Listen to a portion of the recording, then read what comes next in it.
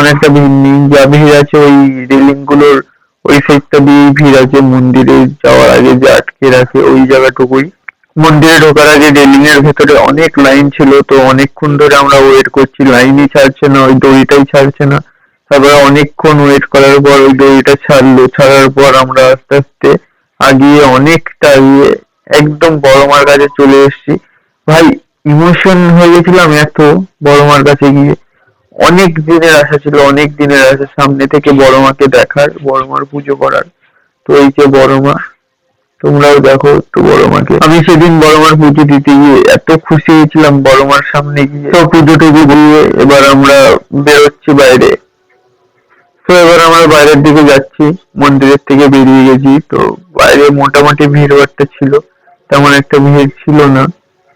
বাইরে বেরিয়ে আবার কিছুটা সময় কাটানোর জন্য আমরা গঙ্গার পাড়ে চলে গেছি, দাদা বোন আমি তিনজন মিলেই।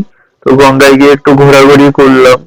আর নৈহাটি গেছি, বড় মাকে বাড়িতে নিয়ে আসবো না এটা কখনো হয়, তো একটা ফটো ফ্রেমের দোকানে চলে গেছি। তারপরে ওখান থেকে একটা ফটো ফ্রেম কিনে আমরা হাঁটতে হাঁটতে যাচ্ছি স্টেশনের দিকে। অনেকটাই বেলা হয়ে গেছিল, প্রায় 10টা বেজে গেছিল।